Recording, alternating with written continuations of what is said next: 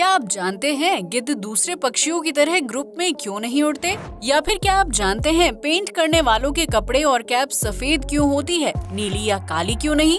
क्या है इसके पीछे की खास वजह? या फिर क्यों निकलते हैं स्किन पर तिल? और क्या इनका है कैंसर से कनेक्शन? और वीडियो के लास्ट में एक ऐसा फैक्ट जिसे जानकर आपके होश उड़ जाएंगे, इसलिए एंड तक जरूर बने रहें। फैक्ट नंबर 1, गिद्ध यानी ईगल हमेशा से ही इंसानों के बीच एक दिलचस्प जीव के रूप में प्रचलित रहा है। इसकी कई वजह रही हैं।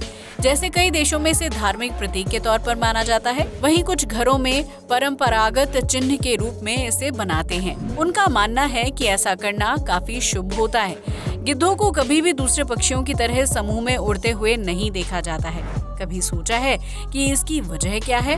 दरअसल गिद्ध शिकार करने के मामले में काफी माहिर माने जाते हैं। ये काफी ऊंचाई से ही अपने शिकार को देख लेते हैं और ग्रुप में न उड़ने की वजह का कनेक्शन शिकार से ही जुड़ा है।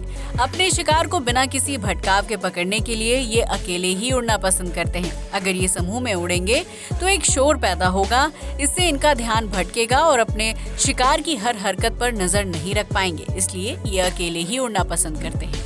फैक्ट नंबर 2, तिल शरीर के किसी भी हिस्से में निकल सकते हैं, पर कभी सोचा है कि ऐसा होता क्यों है? जब शरीर में इनका कोई काम ही नहीं होता है तो ये निकलते क्यों हैं? दरअसल जब स्किन में सेल्स यानी मेलेनोसाइट्स एक ही जगह पर गुच्छों के रूप में बढ़ने लगते हैं तो वो तिल की शक्लें ले लेते हैं। यही कोशिकाएं मेलानिन का निर्माण करती हैं। मेलानिन एक तरह का पिगमेंट होता है जो तिल को रंग देने का काम करता है। एक से दूसरे इंसान में तिल रंग और आकार में अलग अलग हो सकते हैं। कुछ लोगों में स्किन पर ज्यादा तिल नजर आते हैं तो कुछ लोगों में कम होते हैं। ज्यादातर तिल बचपन और टीनेज में निकलते हैं। एक इंसान में 10 से 40 तिल होते हैं। कुछ ऐसे तिल भी होते हैं जो समय के साथ गायब हो जाते हैं। ज्यादातर तिल से किसी तरह का नुकसान नहीं होता है, लेकिन कुछ मामलों में ये कैंसर बन सकते हैं। इसलिए अगर तिल का आकार तेजी से बदल रहा है या तिल का आकार आधा कटा हुआ है या रंग बदल रहा है, इसके किनारे कटे फटे हुए हैं, इनका रंग गहरा काला हो गया है, तिल वाले हिस्से में खुजली मचने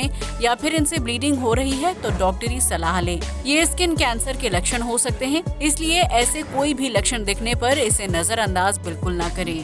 फैक्ट नंबर 3, घरों में पुताई करने वाले पेंटर सफेद कपड़े और सफेद टोपी का यूज करते हैं। एक प्रोफेशनल पेंटर की यही ड्रेस दुनिया भर में फेमस है, पर कभी सोचा है कि ये तो पुताई के दौरान दीवारों के लिए अलग अलग रंगों का इस्तेमाल करते हैं, फिर इनके कपड़े सफेद ही क्यों होते हैं, डार्क कलर की क्यों नहीं? दरअसल सफेद रंग साफ सफाई के प्रतीक के तौर पर जाना जाता है। ऐसे कपड़े पहनने पर पेंटर ज्यादा साफ सुथरे और प्रोफेशनल नजर आते हैं। इसके अलावा कुछ रिपोर्ट्स में ये दावा किया गया है कि बड़ी बड़ी इमारतों में पुताई का काम करते वक्त पेंटर सीधे तौर पर धूप के संपर्क में रहते हैं। धूप का असर इन पर पड़ता है, इसलिए सफेद कपड़े पहनने की शुरुआत हुई। दरअसल सफेद रंग के कपड़े धूप की किरणों को परावर्तित करके इसके असर को कम कर देते हैं, इसलिए सफेद कपड़े पहनने का चलन शुरू हुआ।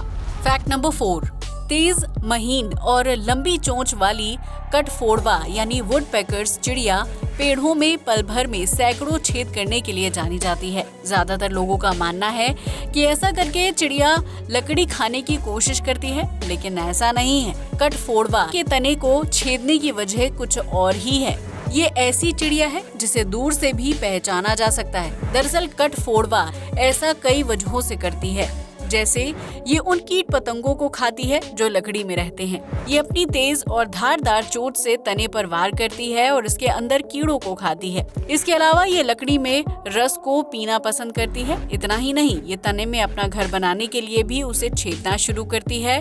तने में अपना घर बनाने के बाद ये एक दूसरे को आकर्षित करने का काम भी करती हैं। ये इतनी तेज काम करती हैं कि 1 सेकंड में 20 बार छेद कर सकती हैं। कटफोड़वा दिन भर में 8000 से 12000 बार ऐसा करती हैं। ज्यादातर लोगों को लगता होगा कि ऐसा करके थक जाती होंगी, जबकि ऐसा नहीं होता। यही इनकी खासियत है। चौंकाने वाली बात ये भी है कि ऐसा करने के दौरान इनकी चोंच डैमेज नहीं होती, क्योंकि इसकी बनावट ही कुछ ऐसी है। इसकी चोंच 2 हिस्सों में बटी होती है, बाहरी और अंदरूनी परत। चोंच का बाहरी हिस्सा काफी सख्त होता है और अंदरूनी हिस्सा काफी नर्म और लचीला होता है। इसलिए सख्त से सख्त लकड़ी में ये पल भर में सैकड़ों छेद कर सकती है, ताकि उसमें कीट पतंगे निवास कर सकें और ये उन्हें अपना खाना बना सके। दुनिया भर में इसकी 180 प्रजातियां हैं। ये दक्षिणी अमेरिका और एशिया के दक्षिणी पूर्वी में ज्यादा संख्या में पाई जाती है। ये पेड़ों में करीब 20 किलोमीटर गहरा घोंसला बनाती है। घोंसला बनाने के लिए ज्यादातर ये चिड़िया ऐसे पुराने पेड़ों को चुनती है